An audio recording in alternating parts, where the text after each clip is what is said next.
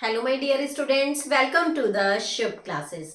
आज हम स्टार्ट करने जा रहे हैं क्लास 10th की एनसीईआरटी बुक का चैप्टर 10 सर्कल्स। ओके, इस वीडियो में हम सबसे पहले इंट्रोडक्शन के बारे में डिस्कस करेंगे कि सर्कल्स में आपका क्या क्या टॉपिक आया है, कौन कौन सी थ्योरम आई है, वो सब कुछ हम इसमें आपको पहले एक्सप्लेन करेंगे ताकि जब आप एक्सरसाइज सॉल्व करें तो आपको इजी हो जाए। Okay, so let's start chapter 10 circles. सबसे पहले तो हम ये जानेंगे सर्कल होता क्या है। हालांकि आप लोग प्रीवियस क्लासेस में पढ़ चुके हैं, बट तो भी एक बार रिकॉल कर लेते हैं। ये है आपका क्या, सर्कल। ठीक है, इसमें जो ये मिड पॉइंट होता है यहाँ का, यहाँ जैसे यहाँ रख के ऐसे कंपास हम लोग ऐसे सर्कल बनाते हैं ना, तो ये जहां रख के हम लोग बनाते हैं ये हमारा क्या होता है, रेडियस, सॉरी सेंटर। ओके, और इस सेंटर से सर्कल के किसी भी पॉइंट पे जो लाइन जाती है, जैसे यहां तक गई, यहां से यहां तक गई, या यहां से यहां तक गई, या यहां से यहां तक गई, किसी भी सर्कल के किसी भी पॉइंट पे सेंटर से जो लाइन डाली जाती है वो हमारी होती है रेडियस। ओके, जो ये हमारी पूरी बाउंड्री होती है, ये जो पूरा सर्कल होता है इसकी ये जो पूरी बाउंड्री होती है, ठीक है, इसको हम क्या बोलते हैं, सरकमफ्रेंस। क्या बोलेंगे, सरकमफ्रेंस। ये पूरी बाउंड्री क्या कहलाती है, सरकमफ्रेंस। ओके, और अगर इसकी बात करें तो ये हमारा पूरा क्या होता है, सर्कल का एरिया। ओके, क्योंकि ये सर्कल के सारे पार्ट्स को कवर कर रहा है तो ये इसका क्या होगा, एरिया।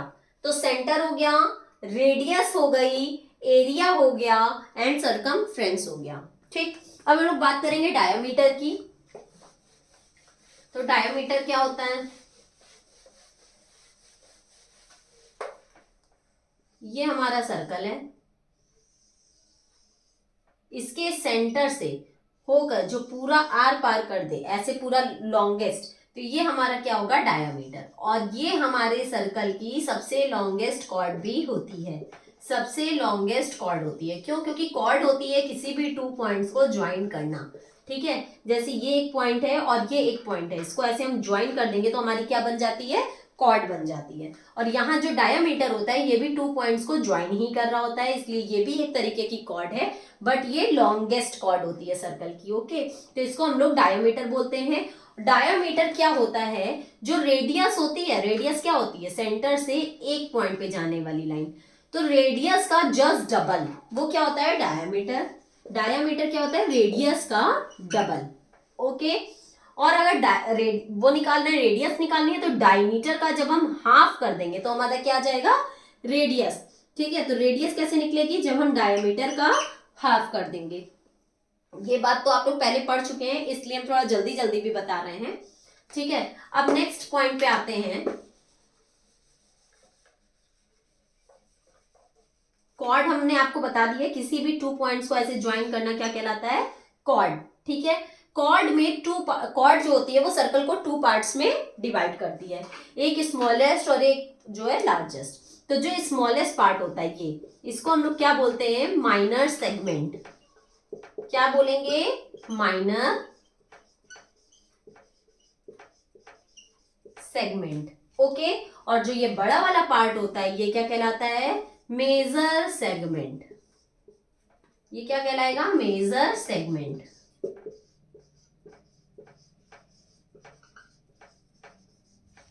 Got it. जो कॉर्ड होती है वो सर्कल को टू पार्ट्स में डिवाइड करती है, जिसमें छोटे वाले पार्ट को बोलते हैं माइनर सेगमेंट और बड़े वाले पार्ट को बोलते हैं मेजर सेगमेंट। ओके, नेक्स्ट आता है इसका सेक्टर।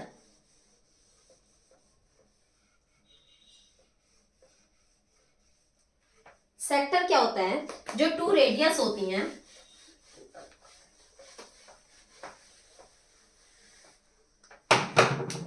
टू रेडियस सर्कल के किसी एक पार्ट को एकदम अलग कर देती हैं। जैसे ये सेंटर है, एक ये रेडियस हो गई, एक ये रेडियस हो गई। ठीक है, ये दोनों रेडियस मिलके सर्कल के इस पार्ट को अलग कर दी, जैसे just like a pizza slice. ठीक है, किसी भी पिज्जा की एक स्लाइस ऐसे अलग किया, वो क्या हो गया, सेक्टर हो गया। तो जो स्मॉलेस्ट सेक्टर होता है वो क्या होता है, माइनर सेक्टर। और जो ये बड़ा वाला सेक्टर होगा ये क्या होगा, मेजर सेक्टर। ओके, इसी तरीके से आता है आर्क।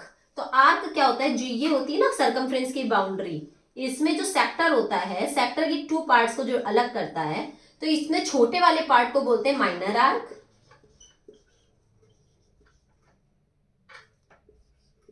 और जो ये बड़ा वाला पार्ट है, बड़े वाले पार्ट की जो बाउंड्री है वो क्या होगा, मेजर आर्क। ये क्या हो जाएगा, मेजर आर्क। Got it. ये तो था आपके सर्कल के पार्ट्स। ठीक, अब हम लोग आते हैं lines and circles.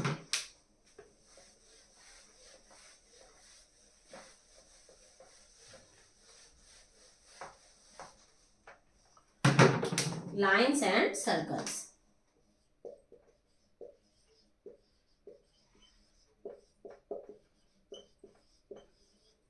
Lines and circles में क्या होता है, जैसे हमारा कोई सर्कल है, ठीक है, या तो इससे अलग ऐसे कोई लाइन जाएगी, या फिर इसको ऐसे पास करते हुए जाएगी, या फिर इसको ऐसे पास करते हुए जाएगी, कुछ इसी तरीके से तो होंगी लाइंस। तो जब सर्कल से लाइन अलग जा रही है तो ये नॉन इंटरसेक्टिंग लाइंस हो जाएंगी। क्यों, क्योंकि ये इसको इंटरसेक्ट नहीं कर रही है। ठीक है, तो इसको हम बोलेंगे नॉन इंटरसेक्टिंग लाइंस। ओके, और सर्कल के किसी टू पॉइंट्स को टच करते हुए जो लाइन क्रॉस कर जाती है, सर्कल के किसी टू पॉइंट्स को क्रॉस करते हुए जो लाइन निकल जाती है उसको हम बोलते हैं सेकेंड। ओके, और सर्कल के केवल एक पॉइंट को जो टच करके ऐसे निकल जाए, ठीक है, जैसे इसमें देखो क्रॉस करके पूरा इंटरसेक्ट करके निकल रही है, तो ये सेकेंड हो जाएगा। और ये टू पॉइंट्स को क्रॉस करती है, यहां पे किसी एक पॉइंट को सिर्फ टच करके निकल जाती है, उसको बोलते हैं टेंजेंट। क्या बोलते हैं, टेंजेंट। ठीक है, तो सर्कल से तीन तरीके की लाइनें पास होती हैं। एक तो सर्कल से अलग होती है, जो सर्कल के किसी भी पार्ट को टच नहीं करती, तो वो नॉन इंटरसेक्टिंग लाइन होगी। जो सर्कल के टू पार्ट्स को टच करके निकलेगी वो क्या होगा, सेकेंड। और जो सर्कल के किसी एक मतलब पॉइंट को टच करके निकलेगी वो क्या हो जाएगा, tangent. Okay, now let's move on next topic, that is theorem 10.1। ठीक है, इसमें थ्योरम कौन सी है, the tangent at any point of a circle is perpendicular to the radius through the point of contact. कह रहा है कि कोई सर्कल है, ठीक है, जैसे कोई भी सर्कल है आपका, उसमें कह रहा है the tangent at any point of a circle, circle के किसी भी पॉइंट पे एक टेंजेंट है। ओके, सर्कल के किसी भी पॉइंट पे एक टेंजेंट है, is perpendicular to the radius through the point of contact. जो रेडियस है वो जो भी इसका पॉइंट ऑफ कॉन्टेक्ट है उसके ये परपेंडिकुलर होगी। मुझे ये प्रूव करना है कि ये इसके परपेंडिकुलर है। तो देखिए, एक हमारा कॉन्सेप्ट होता है कि हमारा अगर ये परपेंडिकुलर है दैट मीन्स ये शॉर्टेस्ट साइड है। परपेंडिकुलर वही होता है जो हमारी शॉर्टेस्ट साइड होती है। जैसे अगर ये हमारा आपका एक राइट एंगल ट्रायंगल है, ठीक है, राइट एंगल ट्रायंगल में ये शॉर्टेस्ट साइड है। ठीक, जो शॉर्टेस्ट साइड होगी वो हमेशा परपेंडिकुलर होगी, इस बात का ध्यान रखना। ठीक है, तो अगर मुझे इसे परपेंडिकुलर प्रूफ करना है तो अगर हम इसको शॉर्टेस्ट साइड प्रूव कर दे तो मेरा काम हो जाएगा। तो सबसे पहले आप एक कंस्ट्रक्शन लिखना कि मैंने इसको ऐसे ज्वाइन कर दिया है। नेमिंग दे लेते हैं कि ये ए है, ये बी है, ठीक, इसको ओ ले लो, इसको सी ले लो और इसको आर ले लो। ठीक है, और जो ये पॉइंट है इसको ले लेते हैं डी। ओके, अब देखो, we know that CO equal है CD के, है या नहीं, क्योंकि ये भी CO भी आपका रेडियस है एंड CD भी आपका रेडियस है, ये दोनों रेडियस हैं, तो CO इक्वल होगा CD के। क्यों, क्योंकि रेडियस ऑफ ए सर्कल, ये क्या है, रेडियस है।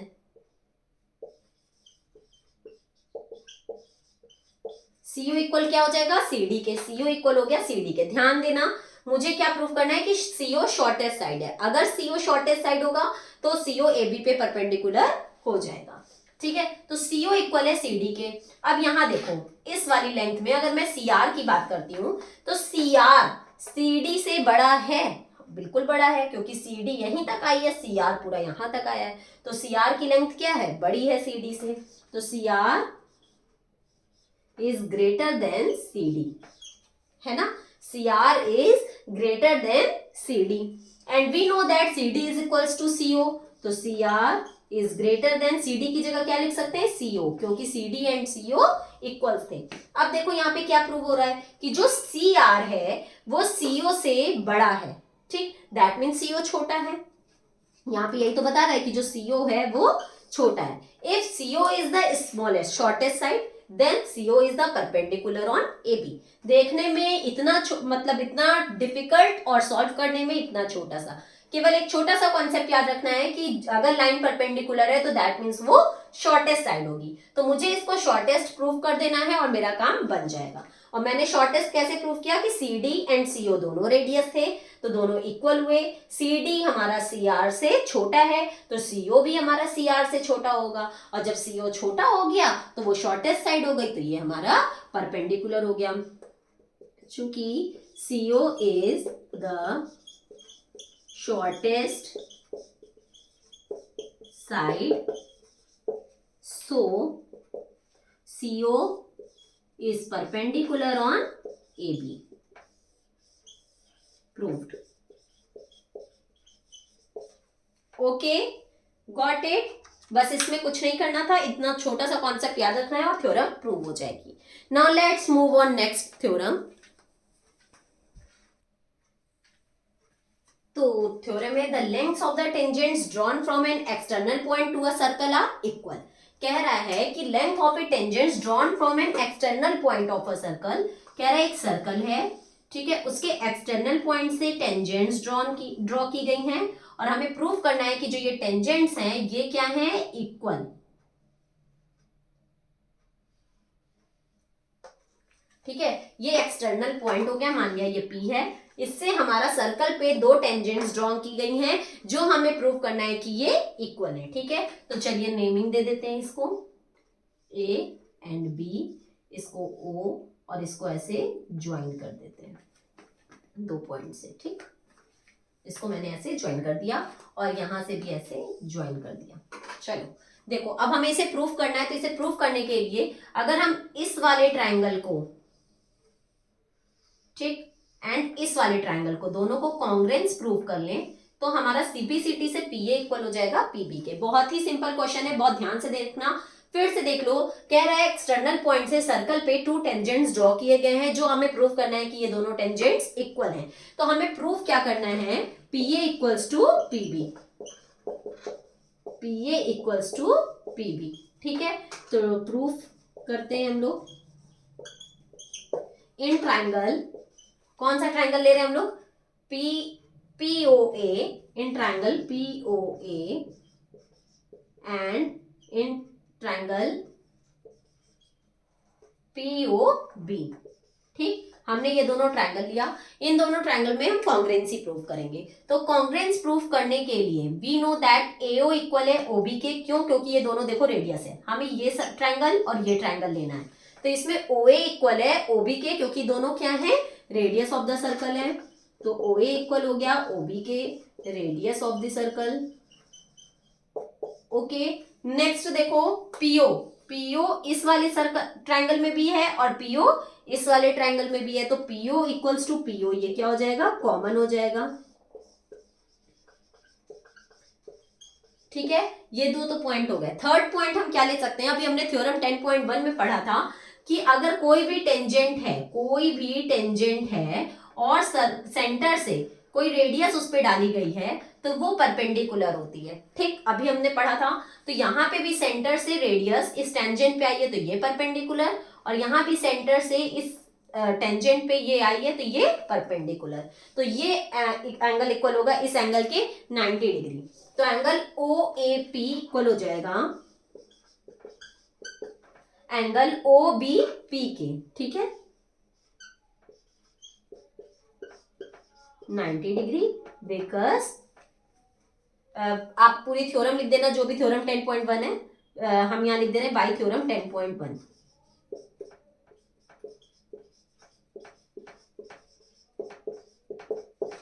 ओके तो हमारा देखो ये 3 पॉइंट आ गए। हमें कॉन्ग्रुएंसी प्रूव करने के लिए 3 चीजों की होना जरूरी है। तो हमारा OA इक्वल्स टू OB हुआ एक, और एक PA एक हो गया PO। तो देखो 90 के जस्ट सामने वाली साइड हमारी क्या होती है, हाइपोटेनियस। तो हमारी एक साइड हो गई, एक हाइपोटेनियस हो गया और एक 90 डिग्री हो गया, तो हम राइट एंगल हो गया। तो हमारा RHS कॉन्ग्रुएंसी प्रूव होगा। क्यों? क्योंकि RHS में क्या होना चाहिए, एक राइट एंगल होना चाहिए, एक हाइपोटेनियस होनी चाहिए और एक साइड होनी चाहिए। तो एक राइट एंगल हो गया, एक हाइपोटेनियस हो गया और एक साइड हो गई। हमारी यही तीनों चीजें हैं। तो बाई RHS कॉन्ग्रुएंसी क्राइटेरियन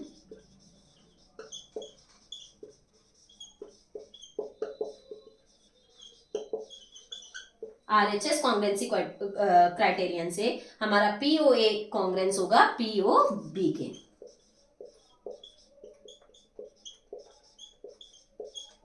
ठीक है, जब ये दोनों ट्रायंगल हमारे कॉन्ग्रुएंस प्रूव हो गए, तो हमें पता है कि अगर जो दो ट्रायंगल कॉन्ग्रुएंस प्रूव हो गए उनका हर एक पार्ट इक्वल होगा corresponding part of congruency triangle से। ठीक है, तो CP CT से। तो हमें प्रूव करना था PA इक्वल है PB के। तो ये ट्रायंगल और ये ट्रायंगल जब कॉन्ग्रुएंस प्रूव हो चुका है तो PA इक्वल हो जाएगा PB के बाई CP CT। तो by CP CT PA equal हो जाएगा PB के। ठीक, corresponding part of congruence triangle से PA इक्वल हो जाएगा PB के। Got it? ये प्रूव हो गया। ठीक है, now let's move on next topic, that is